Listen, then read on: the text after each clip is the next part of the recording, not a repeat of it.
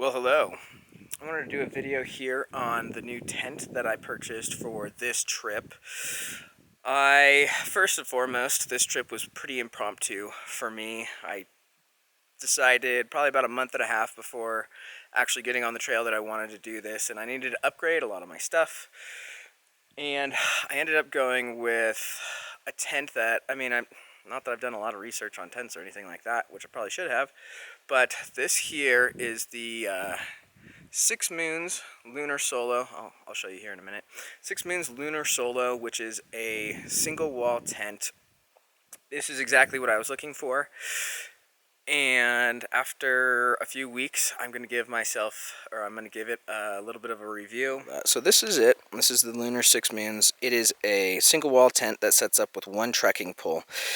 And first and foremost, I like the size. It's a solo, but it is almost the size of what you would expect out of a two-person tent as far as the footprint. One thing that I figured out right off the bat, right after I purchased it, is for some reason this model does not come with sealed seams. So for those of you that don't know what that means, the fabric is waterproof, but all of the thousands and thousands of holes that they poked when they sewed it together were not.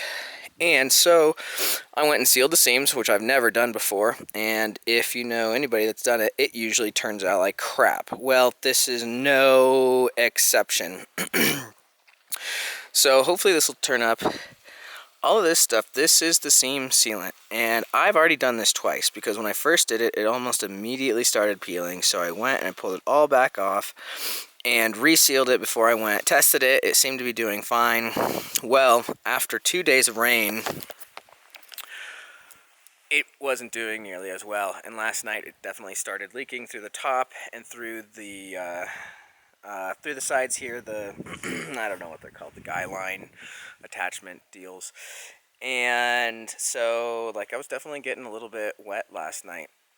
The other thing with a single wall tent is if you have it all sealed up, you get a bunch of condensation in there, which sucks, honestly. And I'm not really sure, I get the appeal of these things. This thing weighs pretty much as a decent jacket, but as far as the condensation and the leaking and having to seal all the seams, I cannot say that I'm particularly impressed. And the other thing that I don't like about this is I love the stars. A tent for me, I basically only will put it up, well, if there's bugs or if it's raining. Generally, I like to just sleep under the stars. Well, when this thing's set up, you can't see the stars at all. So I'm definitely flirting with the idea of getting a different tent, a standalone.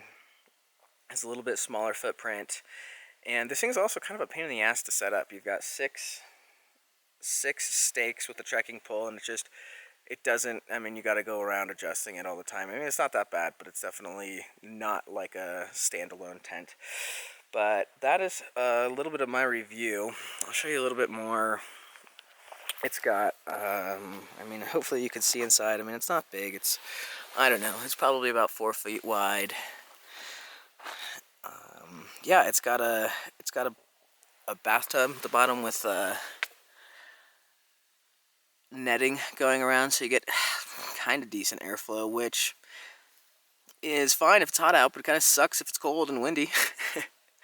And so you could see over here in the corner, let's see, yeah, right there, that's where that was leaking last night, and also through the top. So can't say that was amazing. That definitely kind of added to my less than ideal attitude this morning, but it is what it is. This is part of the learning curve, and I'm just excited for the experience, and hopefully can learn from here and move on and yeah, get better as I go. So that's it. Hope you enjoyed it. If so, hit that subscribe button for me, would you?